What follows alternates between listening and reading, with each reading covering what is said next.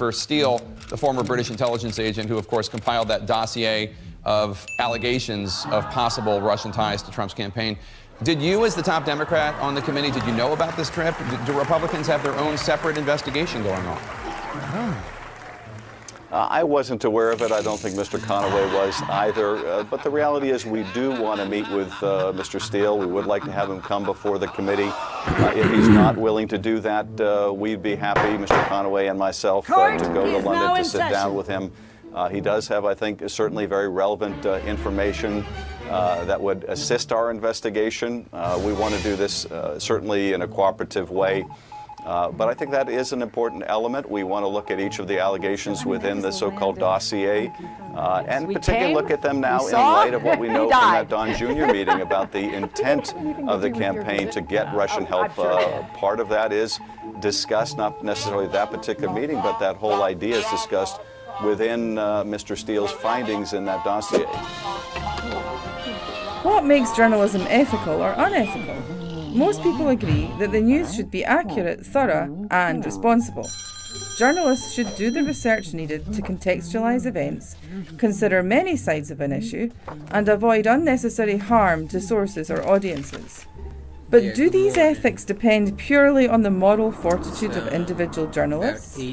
Or are journalistic ethics a product of larger incentives at play? The truth is that many journalists work in systems that discourage them from reporting ethically. Hey guys, this is Tommy with Tommy Nation Politics. How's everyone doing today? Imagine two towns, Harmonia and Discordia. In Harmonia, news consumers create an incentive for ethical journalism because they're willing to pay for reliable information that helps improve their lives. Harmonians think of being informed as a right and responsibility of citizenship, like voting. They support regulations that defend news in the public interest, while protecting press freedom from government overreach. In Discordia, consumers expect news to be free of charge and favour sensationalism and juicy gossip. Journalists earn money by attracting the public's attention with shocking stories, accurate or not, and then selling that attention to advertisers. Audiences take press freedom for granted and don't question the political and economic influences over the news they consume. In Harmonia, media outlets compete for grant support from non-profits. Legal regulations encourage local ownership and locally focused content. This combination of funding and sensible regulation allows newsrooms to produce thoroughly investigated stories that deal with issues important to their audiences. In Discordia, news organisations sink or swim in a cutthroat market. Unregulated conglomerates buy up smaller outlets and syndicate stories across them, leading to homogeneous, decontextualised news. In Discordia's media deserts, consumers find no coverage at all of local issues. In Harmonia, journalists keep relationships with the community because they need loyal, paying customers and grant support from organisations concerned with public welfare. This system promotes responsible reporting. News organisations put public interest and the safety of their sources above stockholder profits. In Discordia, conglomerates cut costs by laying off staff, stripping them down to skeleton crews. Editors are forced to take journalists off important but unprofitable stories. Journalists do everything: write stories, shoot video, record audio, edit their own work. They are left without time to consider how they're putting sources at risk or affecting audiences.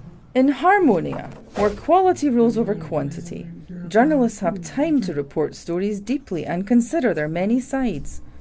In Discordia, speed reigns over accuracy. Journalists don't have time to investigate beyond their initial assumptions and biases. In Harmonia, a system has been set in motion in which journalists earn the trust of their audiences by reporting accurately, thoroughly, and responsibly. In Discordia, consumers lose trust in professional journalism and instead rely on peddlers of gossip, conspiracy theories, and political disinformation. Which town would you rather live in? If you answered Harmonia, you share the responsibility to maintain a system that sustains ethical journalism. You can join in media activism, encourage public and non-profit spending to support the free press, and be a discerning consumer. That means avoiding clickbait and, if you can afford it, paying for high-quality local journalism. He is a columnist for Newsweek and the author of Proof of Collusion, oh good, and the forthcoming book, Proof of Conspiracy, Seth Abramson. Seth! Hey, how you doing, sir? Great to meet you. Thank you for being here. I hope we will get to the proof of collusion soon, but before we do that, I want to just talk about your technique, because I think it's very exciting when there's a new literary event, and I would say what you do is that. I mean, you're a, what is the word you use, a curatologist, or a curatology, or? Curatorial journalist. I can't get that, but I get close. And what you really do is put out a long, long Twitter feed. I've read it, and it's interesting because it's like watching someone write a book in real time. You don't mind if people see that you make mistakes, you erase stuff, you amend stuff, you edit stuff. So is this like the new version of what we went through in maybe the 70s when there was the new journalism, when they were mixing fact and fiction? You think this is as big a change? Well, I think it's definitely new. We're in the digital age now, and what we find is not that there isn't enough quality journalism, but that there's actually so much of it that a lot of it falls through the cracks.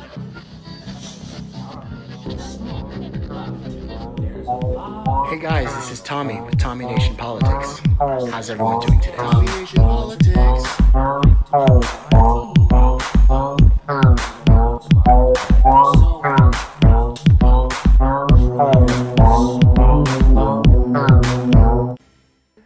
Oh man, social media has changed journalism in a lot of ways, I think. And I see it both in both the good and the bad. We don't have a sort of broadcast publishing model anymore, which is lovely because it allows a direct connection. I think that there is, for me, a lot of excitement about reaching a wider audience, because there are some people that are only coming to us in the digital space. Facebook itself is having an outsized impact right now on the practice of journalism and the business of journalism. It's actually just like the reality of traffic flow on the internet now is if something doesn't succeed on Facebook, it does not succeed at all. Twitter is important in terms of setting the agenda and the conversation, but Facebook is where everyone really is actually discussing and sharing that information. I have always been a champion for old media flinging open its doors and allowing citizens to participate. I mean, I got into public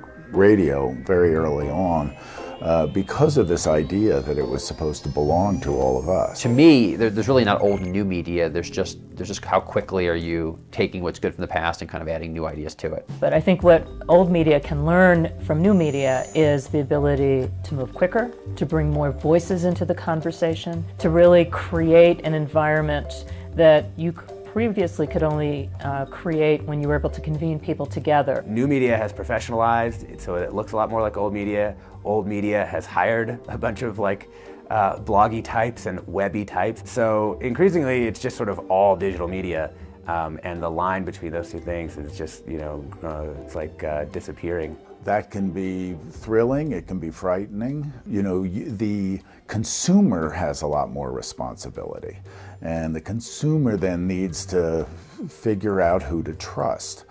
I mean, that's the key. Like, who do you trust? It gets published, read once, and then forgotten. So what a curatorial journalist does is they look back decades across media that's being published across different continents, and they see stories that are lost and how they connect with one another and how they might be important now but weren't realized as important as at the time. So you connect the dots. Exactly.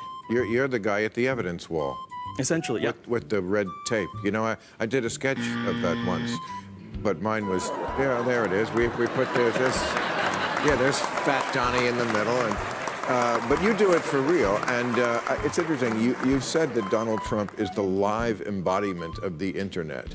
What do you mean by that? Well, he is. I mean, he's ubiquitous. He's in our lives every second of every day. He wants to be in our lives every second of every day, Right. and he's bad for us, and he fatigues us, just like the internet does.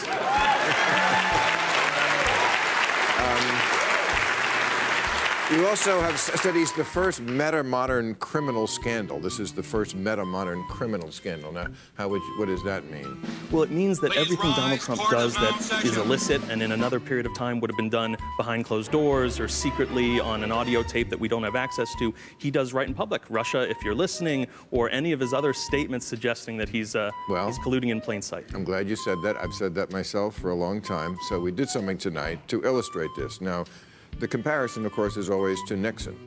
But Nixon tried everything he could to keep it secret. As you say, Trump does the exact opposite. He does it in plain sight. I think this is the genius to his getting away with everything. I don't think he knows he's doing it. I think it's because he's a narcissist.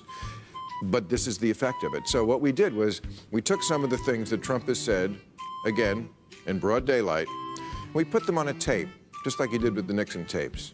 Now imagine if you were hearing this for the first time in this way. Special Counsel John Durham's probe of the Russia investigation has netted another arrest. Igor Danchenko is accused of lying to the FBI, and he's facing felony charges.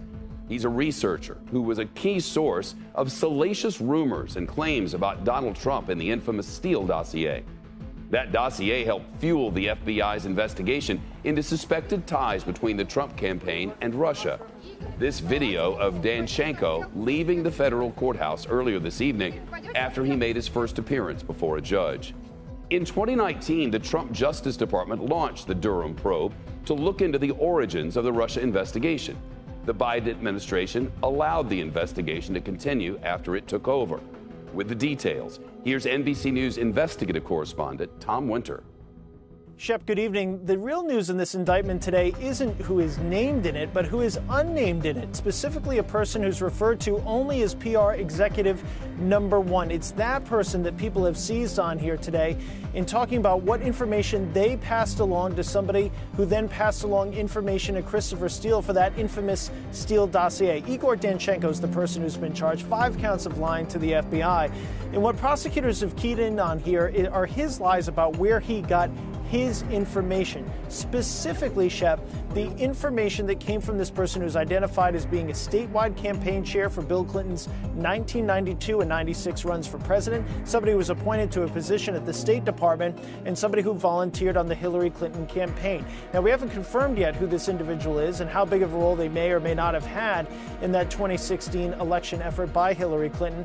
But what we do know is that the FBI alleges, or the special counsel alleges, that in the course of Danchenko's interviews with them, he lied about where he got some of the information from, and he did not truthfully tell him that he received the information from this PR executive. That, according to Special Counsel John Durham's team, was a problem because it meant that the FBI couldn't accurately and fully follow up with the person who was giving him information that eventually found its way into the Steele report, which then eventually found its way into a legal document, namely the FISA warrant involving Carter Page, who was a Trump campaign advisor. That's really what they've seized on here, Shep, and so we'll have to see where this investigation goes going forward, but it certainly plants a lot of doubts, even more doubts, about that now infamous Steele dossier. Where we just got this. Imagine if Donald Trump was surreptitiously taped and you heard it this way. President Putin was extremely strong and powerful in his denial today. I was going to fire comment. And in fact, when I decided to just do it, I said to myself, I said, you know, this Russia thing with Trump and Russia is a made-up story. President Putin, he just said it's not Russia. I will say this, I don't see any reason why it would be. Now, if people had heard that, wouldn't we say that's the smoking gun? It's possible, but you know, the other thing, Bill, is that there are things that he does behind closed doors, right? Negotiating for 2 years while he was running for president, a multi-billion-dollar real estate deal with the Kremlin and with Russians, right? But when that comes out and when we find out about it, he then does 10, 12, 20 things that seem just as bad within the next 24 to 48 hours. Right. And as a result, we lose sight of how important even the hidden thing that becomes public is. But there was a guy who was trying to put these dots together for 2 years, Robert Mueller. Why did he punt on this? Why did he not, you know, call... answer the call of history when it was so plainly his job to do that. I mean, I thought this guy, I guess we all did, was going to be the one to say, here, because, as I've said before, just what we know. And this is what you do. You put down just what we know. Here now, Senator Josh Hawley of Missouri. I just think Hillary Clinton doesn't even know what she's doing. She points to Vanity Fair to show how to cover something. They covered up the Epstein deal. Senator Hawley, do you think she's even aware of that? You know, what I think is really happening here, Jesse, is it's clear now there was collusion, after all, in the 2016 campaign. And the collusion was between Hillary Clinton and some tech executives who did, in fact, spy on Donald Trump, who did access his email servers. And worse than that, who went on, according to the special counsel, went on to try and infiltrate, that is, spy on, the executive office of the President of the United States. I mean, this is some crazy, crazy stuff that Hillary has been involved in. And now it turns out the Clinton campaign was really just a criminal enterprise, which is what we've known all along. Somebody should go to jail for this. And I hope the special counsel is pretty soon going to be talking to Hillary Clinton. Can you do anything about this? You must have some sort of subpoena power. I mean, you're a powerful senator. You're on a bunch of really important committees, Senator. There must be something you could do, at least kick up some dust with these corrupt people. Well, you know, I think that I just discovered a good use for that January 6th committee over there in the House. I mean, once Republicans take back the House this November, if that committee really wants to look into interference in presidential elections, why don't they start there? The 2016 presidential election that Hillary Clinton tried to steal by colluding with big tech, by spying on her opponent, and yes, by lying to the FBI and then lying to federal courts.